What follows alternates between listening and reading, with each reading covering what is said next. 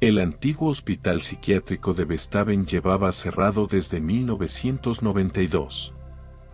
Durante años, el edificio permaneció abandonado hasta que la ciudad decidió convertirlo en un almacén de suministros médicos. Aunque la remodelación había transformado los interiores, los pasillos y habitaciones del tercer piso seguían intactos, preservando los ecos de su oscuro pasado. Luis, un exmilitar convertido en guardia de seguridad, trabajaba en el turno nocturno. Era una rutina tranquila, dar rondas cada 2 horas, revisar las cámaras de seguridad y lidiar ocasionalmente con animales callejeros o indigentes. Pero esa noche, a las 2:45 de la mañana, algo alteró la monotonía. Mientras revisaba las cámaras, notó una anomalía en la del tercer piso. Las luces del pasillo parpadeaban, algo extraño porque no había suministro eléctrico en esa área desde hacía años. Decidió investigar. El tercer piso era oscuro y silencioso, con un olor persistente a desinfectante viejo mezclado con humedad. Las puertas numeradas aún estaban allí, algunas selladas con tablas y otras entreabiertas. Luis caminó lentamente, iluminando las paredes manchadas con su linterna. Al pasar frente a la habitación 304, sintió un escalofrío, la puerta estaba completamente abierta. Al entrar, se encontró con una habitación vacía, salvo por un colchón destrozado en una esquina y marcas profundas en el suelo, como si algo pesado hubiera sido arrastrado. En la pared, las palabras "no saldrás" estaban grabadas en el yeso, pero parecían viejas, como si hubieran estado allí por décadas. Mientras inspeccionaba, escuchó un ruido metálico detrás de él. Se giró rápidamente y vio que una camilla oxidada se había movido un par de centímetros. Luis no era alguien fácil de asustar, pero su respiración se aceleró. Decidió salir de la habitación, pero al dar un paso hacia el pasillo, una voz femenina, suave pero claramente audible, dijo: "No puedes dejarme". Luis se congeló. La voz no venía de la habitación, parecía resonar dentro de su cabeza. Trató de ignorarla y volvió rápidamente a su oficina. Sin embargo, al revisar las cámaras, lo que vio lo dejó sin aliento, su propia figura deambulando por el tercer piso, entrando en la habitación 304 y quedándose quieto frente a la pared durante varios minutos. El problema era que él ya estaba en su oficina viendo el video. Las siguientes horas se convirtieron en una pesadilla. Luis comenzó a experimentar episodios de confusión, sintiendo que estaba en lugares donde no recordaba haber ido. A las 4:22 de la mañana, recibió una llamada en la radio de seguridad. La voz era nítida y desesperada: "Ayuda. Habitación 304". Pensando que alguien podría estar atrapado, corrió de regreso. Al entrar, encontró algo que no esperaba: un archivo médico en perfecto estado sobre el colchón. Era el historial de una paciente llamada Elena Ruiz, internada en 1978 por alucinaciones persecutorias y conducta violenta. Según los registros, Elena se había quitado la vida en esa misma habitación después de intentar atacar al personal. De repente, la puerta de la habitación se cerró de golpe y las luces del pasillo se apagaron. Luis trató de abrirla, pero estaba trabada. Comenzó a golpear la puerta, gritando, hasta que sintió que algo lo rozaba. La linterna cayó de sus manos, y por un instante todo quedó en penumbra. Cuando la luz volvió, Luis estaba en su oficina, con el archivo de Elena frente a él. Las cámaras ahora mostraban un tercer piso vacío, como si nunca hubiera estado allí. Pero lo que más lo inquietó fue el mensaje que apareció en su monitor: "Gracias por venir. Ahora somos 2". Semanas después, fue cuando se dio cuenta de que no podía dejar el trabajo. cada vez que intentaba renunciar o ausentarse, algo lo obligaba a volver, como si su voluntad estuviera atada al edificio.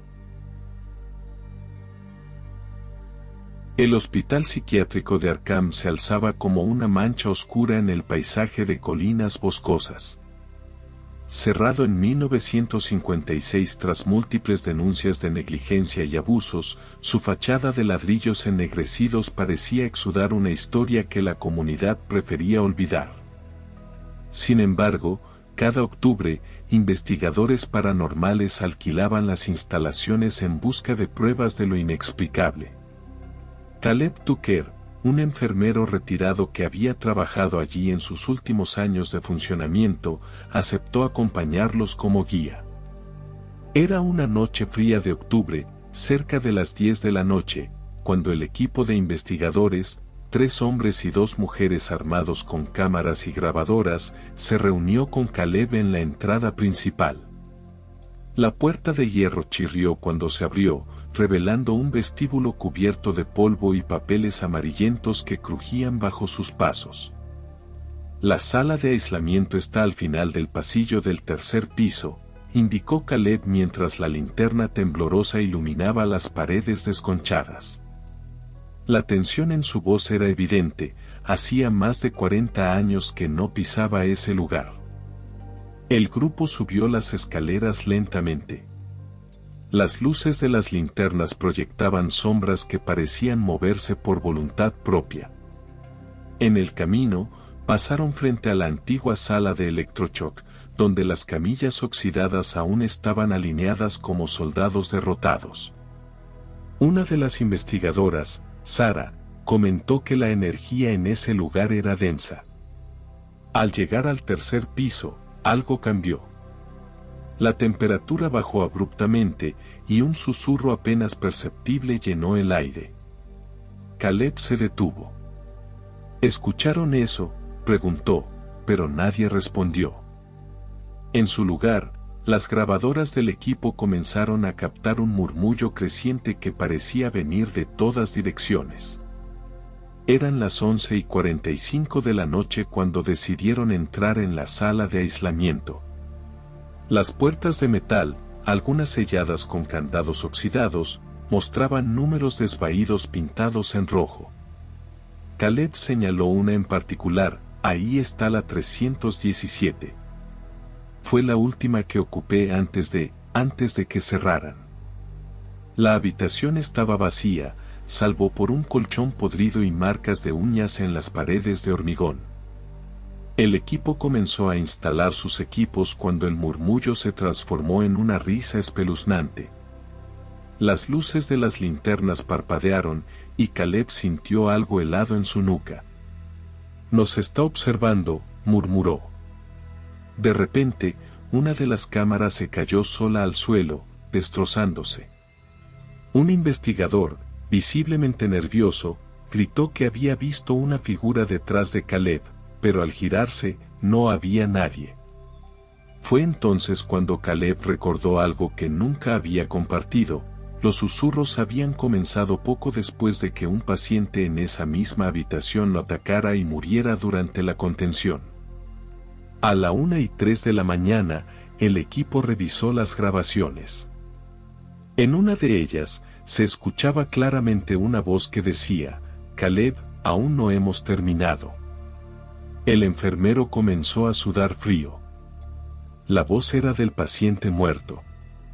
Pero lo más aterrador llegó minutos después, cuando en las grabaciones apareció algo que nadie recordaba haber presenciado: Caleb, con una mirada perdida.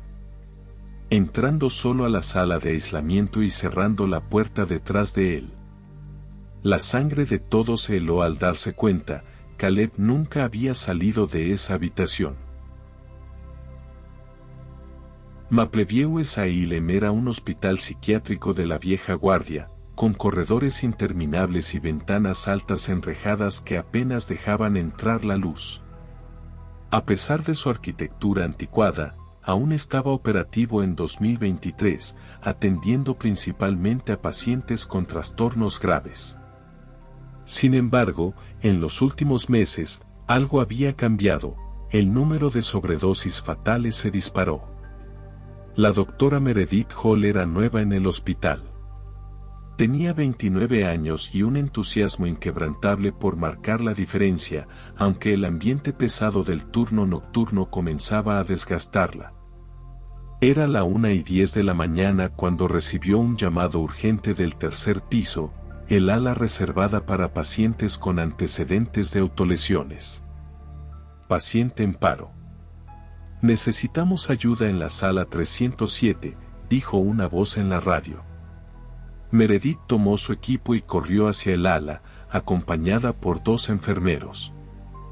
Al llegar, encontraron a una joven paciente, Emily Harper, desplomada en el suelo con los labios azulados. Intentaron reanimarla, pero era demasiado tarde. Mientras se completaba el papeleo, algo la incomodó.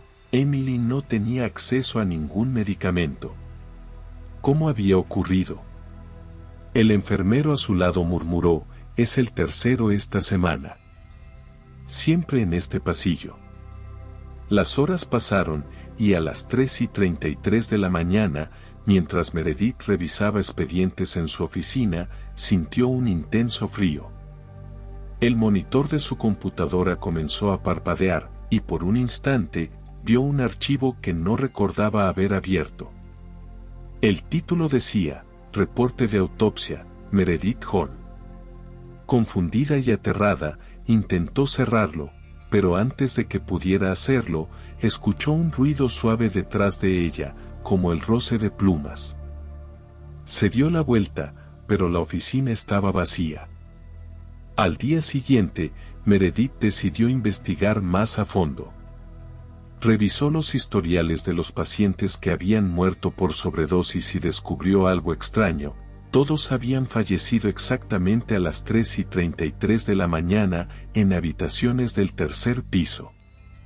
Más inquietante aún, muchos mencionaban haber visto ángeles en sus últimos días. Esa noche, decidió quedarse en el tercer piso para observar. Armada con su libreta, se sentó en un rincón del pasillo, tratando de ignorar las sombras que parecían moverse en las paredes. A las 3 de la mañana, el frío se hizo insoportable. A las 3:10 de la mañana, las luces comenzaron a parpadear, y a las 3:25 de la mañana, escuchó un susurro. Doctora Hall, es hora. El susurro parecía venir de todas partes. Su corazón latía con fuerza mientras veía una figura alada avanzar lentamente por el pasillo. No era un ángel celestial, sus alas eran negras, rotas, y su rostro carecía de rasgos humanos. La criatura se detuvo frente a la puerta de la sala 307, donde un nuevo paciente había ingresado esa tarde. Meredith lo vio todo. Paralizada, la criatura colocó sus manos sobre el pecho del paciente dormido y pareció absorber algo de su cuerpo. En segundos, el monitor cardíaco emitió un pitido continuo. La criatura se giró hacia ella, señalándola con un dedo huesudo, y desapareció. Días después, cuando Meredith encontró un expediente con su propio nombre en la oficina de dirección.